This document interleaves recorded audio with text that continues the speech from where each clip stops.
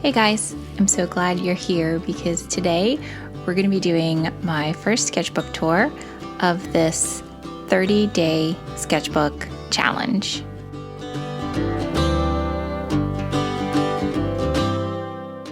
Okay, so this sketchbook challenge was one that I found online and I needed a project. So I thought this would be perfect, especially since it was a challenge that would be over in 30 days.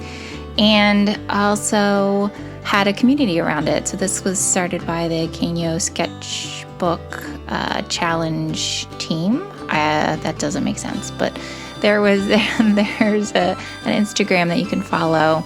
I'll put that below. But basically the idea here is that you would just be trying out new things and forcing yourself to be creative every day and not be worried about what you are creating, just to get out of your head and just do it.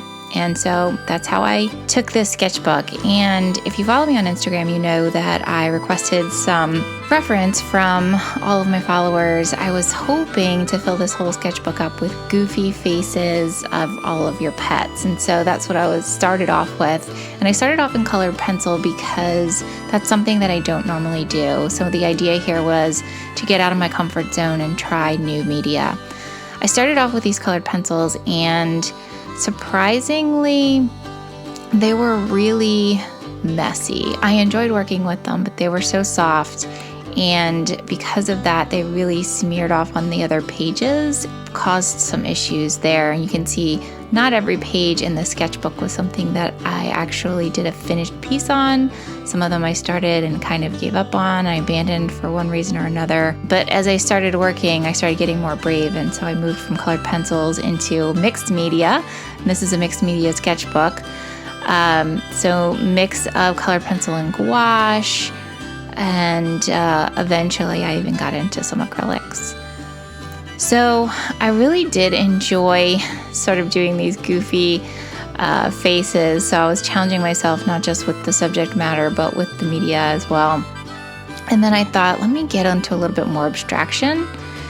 You can see here, I tried to do something a little bit more abstract, and then I think I went a little bit too far. I pulled myself back to something a little bit more classical and more planned.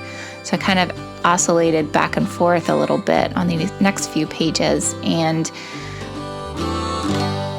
not only experimented with color and then pulled back to single color, but experimented with media as well. So I went from paint to pencil and back and forth. This is probably my favorite of the entire sketchbook. This was a page that I thought I wouldn't even finish, and I just smeared some paint on it, and I came back to it at the end and drew over it. I tried another after that. This paint was put on before I decided to draw over it, but I didn't finish. Here's a gouache painting. This is just straight gouache, so no colored pencils here. Just went right in with the gouache.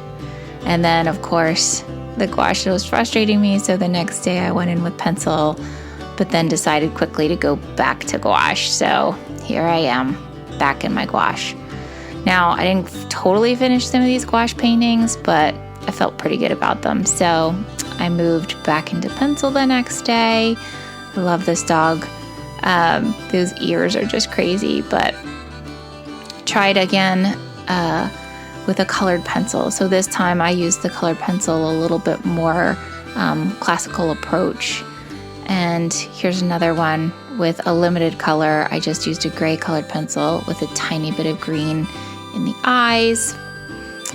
And here is a pencil sketch. Now, graphite might not seem like a stretch for you guys in terms of media, but I don't like graphite and I don't use it much. So when I use it, it's a stretch. But this was actually a sketch that I did and ended up photocopying it and doing a acrylic painting of it. So this study did turn into a small painting study that I did outside of the sketchbook. And moving on, I continued with the pencil. Most pages I don't use the double page spread, but in this one I did. And when I do, it's typically just to do some quick thumbnail layouts. And that's what you'll see on that page, as well as a study of a dog looking up, which is just adorable. I love older senior dogs, especially older senior hound dogs. Their chin and sort of the droop of their neck, it always gets me. And all of the little nooks and crannies and shadows. So moving from a senior dog into a puppy, that was the idea here. So the comparison of what a senior dog's droopy neck looks like compared to a puppy's. And then this one, I just love this puppy picture just because it had the feet in it. The perspective on this photo was pretty dramatic, so trying to get that was interesting. And then back to the senior dogs, this picture of this dog, he just looked like a grizzly bear, so I had to capture that. And again, in graphite, again, a challenge for me, maybe not for most. And so here we are at the end of the sketchbook. My last couple of drawings, I wanted to move back to something classical, and I had actually not worked in Conte in a really long time, and although this wasn't the right paper for it, I really, really enjoyed going back to Conte. I forgot how nice that crayon feels on paper, and going from so many pencils to here, we see block charcoal, and going from the fine detail that you can get with a pencil to the sort of overall feeling that you can get with the charcoal, and trying to make the eye see the smaller forms that you can't actually get your point in there to create, was a great way, I thought, to finish off this experimental sketchbook.